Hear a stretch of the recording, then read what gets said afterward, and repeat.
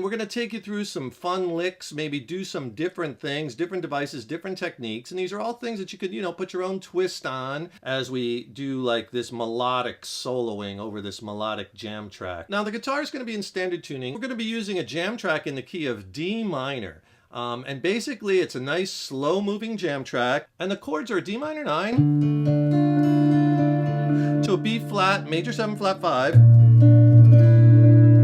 And then it goes to a G minor 6 to an A sus4. And for this lesson, we're just going to concentrate on using one scale. We're going to use D natural minor. For melodic soloing especially, you really want to add this natural minor scale because it adds these half steps. So instead of playing 5 notes, like in minor pentatonic, you're going to be playing 7 notes. So these diatonic scales are great because it gives you these half-step bend opportunities. And we're going to concentrate on a few strong notes as we're soloing. You want to concentrate on certain notes of the chords. It's really the chords that give you the full roadmap, right, to what you can use solo and improvisation-wise. D natural minor over all the chords works great. 5th fret A string is a D note. And let's play our D natural minor scale like this.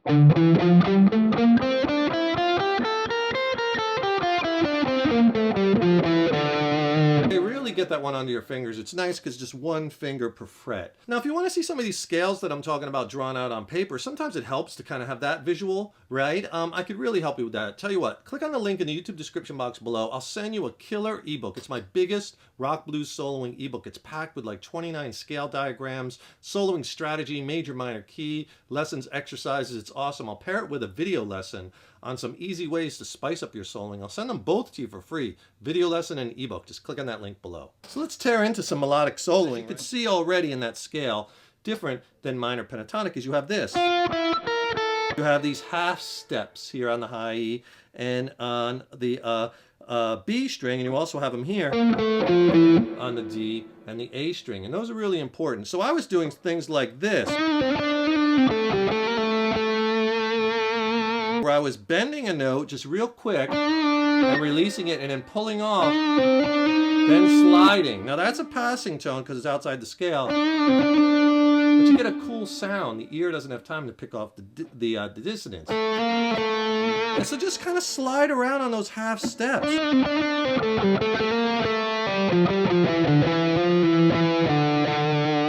you can get all these kind of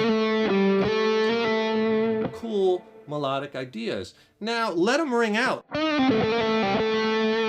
it's so important to leave lots of space, especially in your melodic soloing, especially early on. Check out this lick.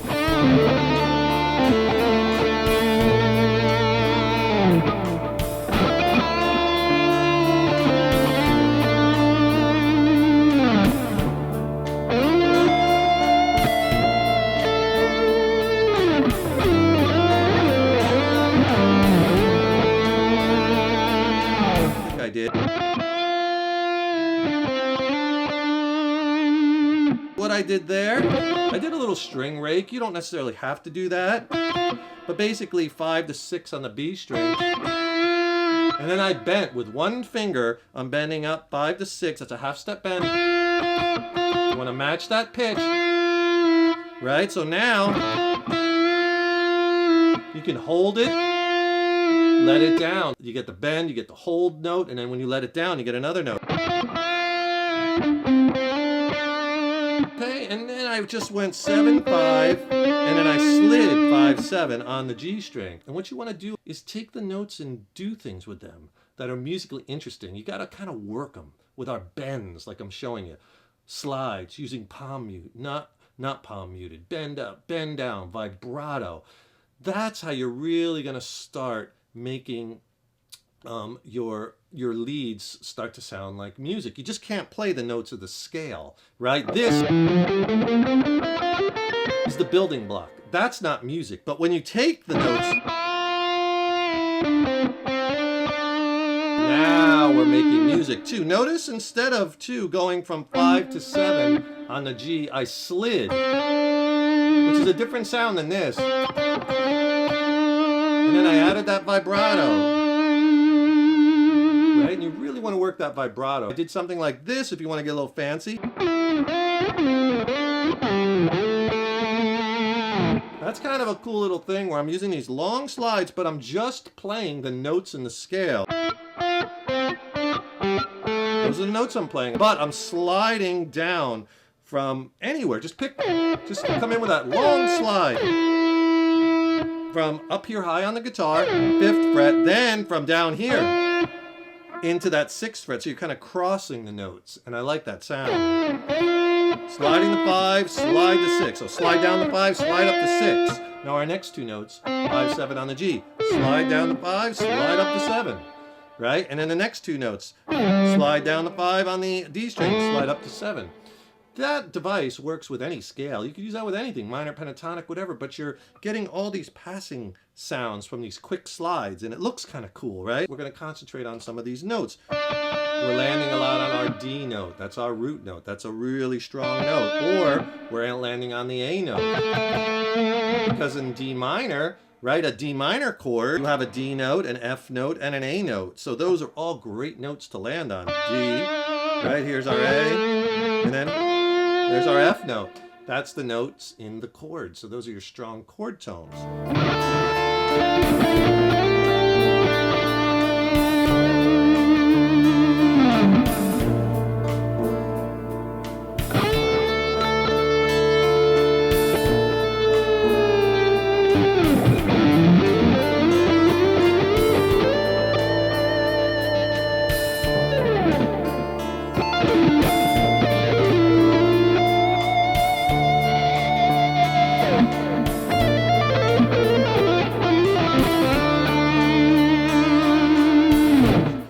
The other thing you could do, just slide around the notes on one string, but leave your finger down, and it's very melodic. So if we just take a few notes on the G string, 5th, 7, 9, 10. Right? You could hear that. Slide to 10, slide back to 7, slide up to 9, slide back to 5. The notes once, hit them twice, right? Add the vibrato.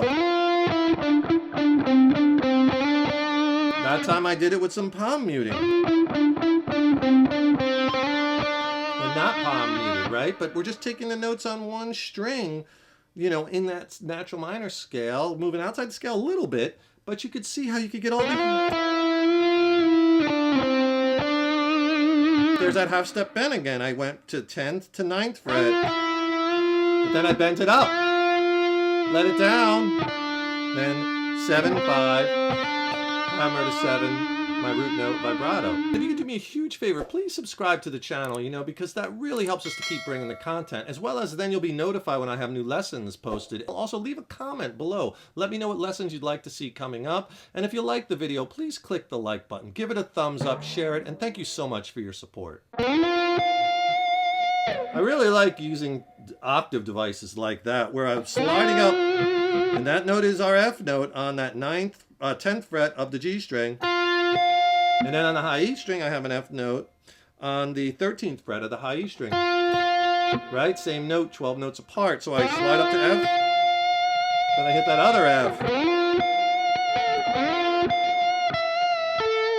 I played the rest of the lick like that in the opening. I just slid up to the octave, then I took that 12th fret and I bent it to the F with a half step bend and let it down. And then I landed on that A note. Why? That A is strong note, right? In the chord on that 10th fret on the B string. So you get the held it with vibrato.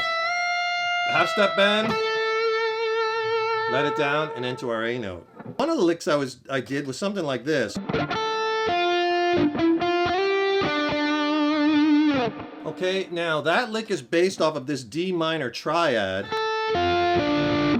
Right, the minor triad is just those three notes that make up that minor chord. In this instance, we're playing the D minor triad. The root actually is right here, D, and this is actually movable triad. So you have your D note here on that 7th fret of the G string. You have your F note on the B string on the 6th fret, and there's our A on the 5th fret of the high E string. The lick, actually, I started like, I kind of did one pick, kind of swept those three notes with one downstroke. And then when I got to the first finger, little vibrato. Then I went back, up it. And then when I got to the G string, I'm starting to do a little palm muting, kind of change it up a little bit. Instead of the note, get a little different sound in there. Then I just climbed right up the scale. And then I slid up to my G note at that 8th fret. And I ended it on that D note on the G string on my root note. So the whole lick slow.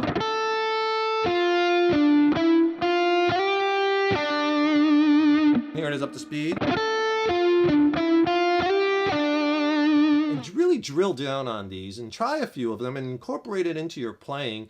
Put your own spin and your own twist on it. Don't forget to subscribe to the channel. That really helps us to keep bringing the content, as well as then you'll be notified when I have new lessons up. And don't forget to click on that link in the YouTube description box. Get my free killer reference ebook. You'll use it throughout your guitar journey. I'll send you that in a video lesson for free. Just click below. And thank you so much for checking out this lesson and for your support over the years and years. So appreciate it. Keep up all that hard work on those guitars.